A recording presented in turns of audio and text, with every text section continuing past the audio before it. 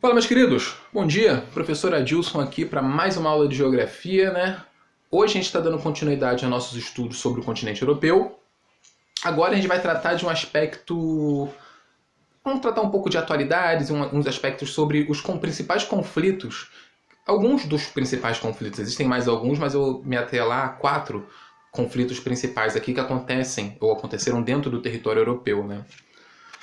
Lembrando-se, né, que o continente europeu, apesar de ser o menor continente, né, um dos menores continentes do mundo, o segundo menor, ele tem muitas e muitas culturas distintas dentro dele. São muitos aspectos culturais e esses aspectos culturais muitas vezes se desencadeiam em conflitos, aí, sejam conflitos armados, conflitos políticos, e a gente vai trabalhar alguns desses principais conflitos do território europeu. Beleza? Vamos lá. Primeiro conflito, né?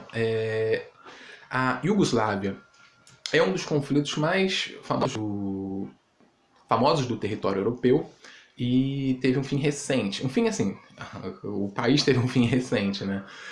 A Guerra Civil Iugoslávia é dado ao conflito bélico violento que aconteceu na República Socialista Federativa da Iugoslávia, que ocorreu entre 91 e 2001. Basicamente, a Iugoslávia era constituída... Vamos lá. Sua formação...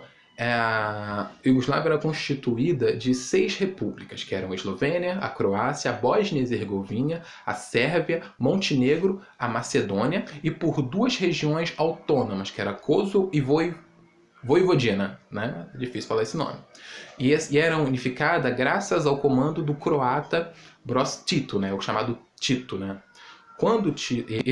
Essa união ela aconteceu pós-guerra e eles se fortaleceram politicamente. Porém, esses países eles tinham conflitos internos, né? Eles só se reunificaram por causa de uma figura histórica que foi forte bastante para unir essas 6 nações. Esses territórios, né? E tem um mapinha da ex-Iugoslávia aí. E essa independência, né, dos países...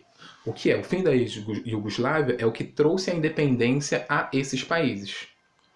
Beleza? Só que essa independência, ela não foi... Como é que a gente pode dizer? Ela não foi de forma... Não foi uma coisa que aconteceu de forma boa, né? Ela aconteceu devido a muitos conflitos internos que aconteceram ali. Beleza? O contexto histórico da formação da Iugoslávia ele é muito antigo. Mas a unificação desses países ele é no período pós-guerra. Se unificaram no período pós-guerra e vieram a cair. E o fim da República da Iugoslávia trouxe a esses países que hoje são independentes. Outro conflito importante aí tratado no território europeu é o conflito dos bascos, né? É um conflito territorial e étnico surgido no final do século XV e início do século XVI, com a unificação da Espanha em um só reino e a anexação da porção sul da região da Espanha para a porção norte da França, né? Você pode ver o território aí do País Basco, parte ficou para a Espanha, parte ficou para a França. A principal característica desse conflito é que os bascos querem manter a sua identidade como povo. Mesmo tendo seu território anexado por outros, eles quiseram manter a sua unidade como o povo. Manter sua cultura, sua língua e seu modo de vida, ao invés de serem incorporados por outra cultura, a cultura que dominou o seu território. Então essa busca é a busca pela independência. Outro conflito famoso, né, na Europa é o conflito da Irlanda do Norte. A Irlanda do Norte se formou em 1921, depois de um acordo entre a Grã-Bretanha e a República da Irlanda, que declarou sua independência de Londres. Pelo acordo, os 26 condados passaram a pertencer à Irlanda, enquanto os outros 6 condados passaram, do norte, né, parte da província de Ulster, ficaram sob o domínio do que passou a se chamar em 1927 de Reino Unido, da Grã-Bretanha e da Irlanda do Norte. O principal motivo está nas desavenças sobre a região, sobre quem a região deve pertencer. Você está vendo um mapinha aí? Esse mapa mostra aí que no território da Irlanda do Norte você tem uma parte católica e uma parte protestante. Parte desse conflito está relacionado a isso. Algumas pessoas, especialmente aqueles que pertencem à comunidade protestante, defendem que a região deve continuar sob o domínio londrino. Outras, né, principalmente a parte católica, que é nacionalista, acredita que deve deixar o Reino Unido para anexar-se à República da Irlanda, deve se tornar irlandesa totalmente. As relações entre as duas partes começaram a ficar mais tensas depois dos anos 60, quando começou um ciclo de violência que durou cerca de 30 anos, com muitas brigas e muitos conflitos nas ruas. Até agora, mais de 3.000 pessoas já morreram, sendo que a maioria dessas pessoas não era militar, eram civis. Agora, um dos conflitos mais famosos, né, que é o conflito da Catalunha. Os catalães, eles localizam-se na região nordeste da Espanha. Olha a Espanha, de novo, é envolvida em conflitos. Um grande motivo da França estar envolvida em conflitos diferentes é porque a formação a Espanha é porque a formação do Estado espanhol está relacionada a muitos acordos, né? Muitos casamentos, muitos acordos que anexavam territórios. E nem sempre a população desses territórios anexados eram de acordo com os acordos que os poderosos tomavam. E a Catalunha é um exemplo disso. Território espanhol e tão independentes eles são que eles têm o próprio idioma. Eles pertencem a um território dentro da Espanha que tem o próprio idioma e sua própria matriz cultural, que é completamente oposta à matriz espanhola tradicional. O movimento pela independência é um movimento político historicamente derivado do nacionalismo catalão, que busca sua independência da Catalunha pela Espanha. O que acontece?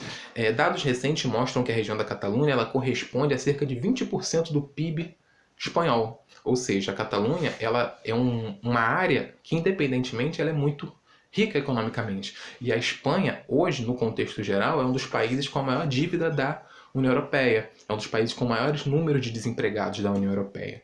Então, a região da Catalunha ela se visualiza como ela tem prejuízos porque ela produz muito dentro do território espanhol e ela não é independente. Eles se veem como um grande potencial para se tornarem independentes do governo da Espanha.